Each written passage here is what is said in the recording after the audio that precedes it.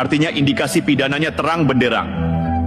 Artinya sudah ada konstruksi yang kuat bahwa apa yang mereka lakukan bukan sekadar opini, tapi kejahatan nyata. Hentikan simpati kepada para penghasut. Mereka bukan korban, mereka bukan pahlawan. Mereka adalah perusak demokrasi, penjilat kekuasaan masa lalu, dan oportunis kelas atas yang tak rela melihat rakyat mencintai presidennya. Sudah cukup kita dibohongi. Sudah cukup ruang publik dikotori. Kepada publik, jangan termakan propaganda busuk.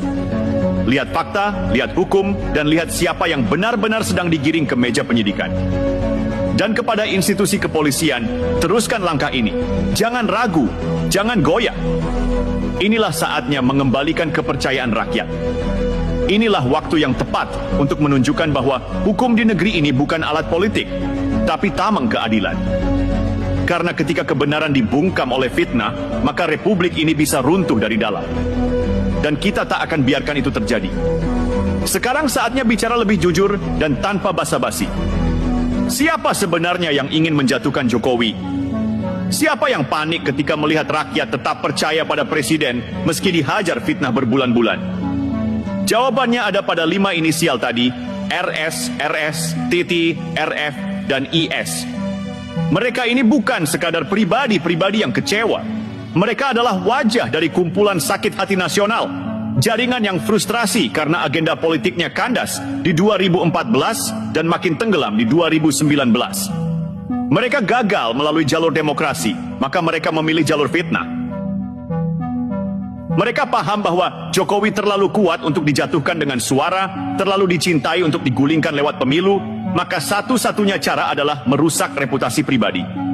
Dan isu ijazah menjadi senjata murahan yang mereka goreng bolak-balik, meskipun sudah berkali-kali dibantah oleh kampus, pihak sekolah, hingga aparat hukum. Tapi inilah wajah keputusasaan yang dibungkus dengan narasi kritis. Mereka bukan mencari kebenaran, mereka mencari celah untuk menggulingkan. Kita harus berani katakan, ini bukan lagi kritik, ini sabotase politik. Ini adalah model baru dari perang politik. Perang opini, perang persepsi, perang narasi, yang semuanya menjadikan rakyat sebagai korban utama. Mereka tahu fitnah mereka memecah belah, tapi mereka tidak peduli. Yang penting Jokowi hancur, biarpun negara ikut retak. Dan jangan lupakan, serangan kepada presiden bukan hanya serangan personal.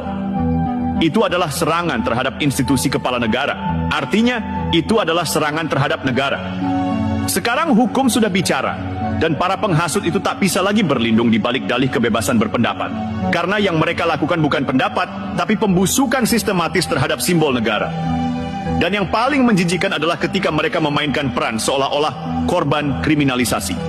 Padahal mereka sendiri yang dengan sadar memproduksi kebohongan, menyebarkannya, dan menikmati efek gaduhnya. Jangan salah, mereka bukan korban. Mereka adalah pelaku. Coba bayangkan, kalau fitnah ini dibiarkan, kalau publik terus dicekoki hoaks ini,